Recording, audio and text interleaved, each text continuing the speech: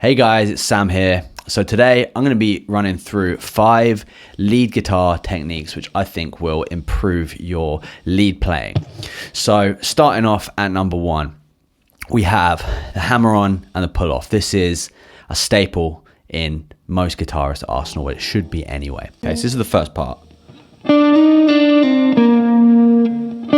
the 7th fret on the G string and then hammer-on, pull-off.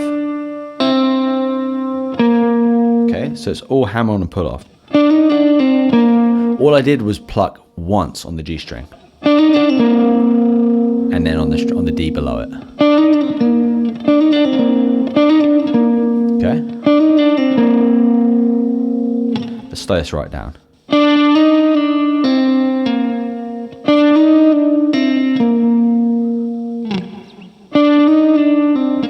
Okay, so that's the first part. You start off on the first string and then you play the exact same thing on the D as well. So you got... Okay. You can play this all up and down the neck like this.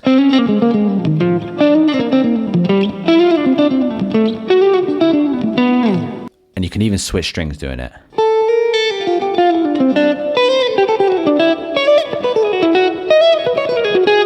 This exercise will really help improve your hammer-ons and pull-offs. Hope that one helps. Let's move on to exercise number 2. So this is where we bend up into a note and bend down into a note. So let me show you what I mean.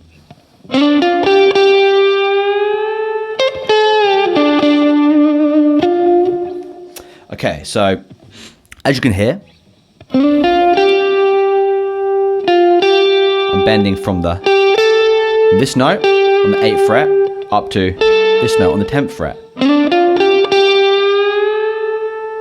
Okay, has to be nice and controlled the whole way. Yeah, and then to bend back down, I'm going to play the 8th fret on the E string above it, and then come back down. Okay.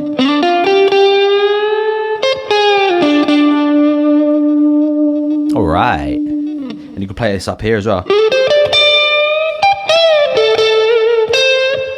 Bends are great to use in solos. It gives a really smooth legato feel to your playing. So I highly recommend you use them in your lead playing. It will take it up a whole nother notch. Let's go on to exercise number 3. So this is called the rake.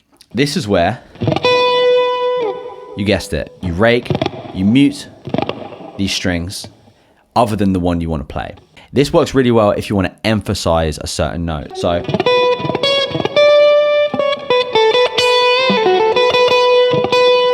you don't want to overdo it, but definitely throw this in. It's quite subtle. A lot of people may not even be able to tell what you're doing, but it definitely adds a certain dynamic and emphasis on certain notes in your playing. So you can do this all up and down the neck. Try this exercise. So just try raking when you play the 7th fret. Okay?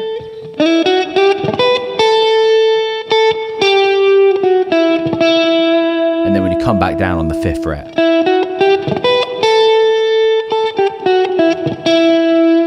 Okay? Try that for yourself. Hopefully it helps. Okay, so now this is a technique I learned whilst playing in a metal band, and it's called the pinched harmonic. This again can really emphasize certain notes in your playing. You can combine this with the raked note as well to really make that note kind of squeal and stand out. Now, this is a technique which took me quite a while to master, so it's definitely more of an intermediate advanced technique, but it's great if you can master it. You can really help those notes sing in your solos. So what do I mean by this? You hear that little subtle kind of squeal harmonic there. Yeah, so it's just adding a different dynamic, a different texture to the note rather than just... It just adds a different flavor. So what you're basically doing is you're pinching the string between your thumb and the pick. You're playing the note.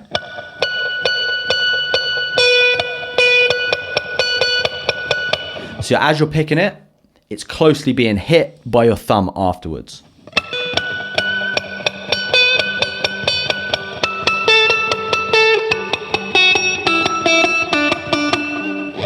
Now, I recommend it's a lot easier to do on the high strings. It also, if you have a bit more gain on your amp as well, those notes tend to sing a lot more. Just try practicing this all up and down the fretboard, and you'll find if it's not coming out on a certain part of the where you're picking, try moving it kind of left or right to a different part of where you're playing over the pickup. It might help. So with this one on the Strat, it helps just kind of over the middle single coil. That tends to be the sweet spot here. So definitely it can help add a lot of flavor to your lead playing. Right, so the next exercise is palm muting. Now, palm muting can be used as a rhythm technique, and it can be used for a lead technique. Let me show you how I mean. So in John Mayer's famous riff, Edge of Desire,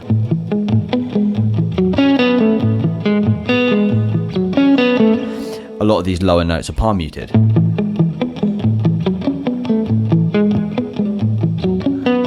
Now you can let off the palm muting on some of the notes in order to allow it to sing through a little bit more, but it works great because it's very percussive and staccato. By staccato, I mean punchy, and the strings aren't left to ring. So with lead playing, the same principle applies. So how do we palm mute? So we do this by putting our palm, the side of our palm actually, just in front of the bridge. And you don't want it here, otherwise the string won't ring out. You want it just in front so you can hear the string, but it mutes it. Okay, so I'm going to play this at normal speed, then I'm going to slow it down so you can play along. All right, let's slow this right down.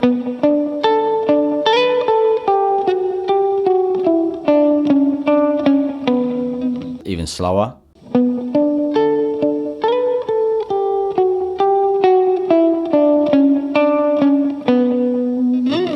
All right, guys, there you have it. Hopefully these 5 exercises and techniques will really help improve your lead playing. I know they definitely have for me. They're just things that I've kind of learned over the years and picked up, and I kind of subconsciously just use them. And hopefully once you nail them, you can use them as well. So I hope you found this video helpful. If you did, smash subscribe, hit thumbs up button, comment below. See you on the next one. Peace.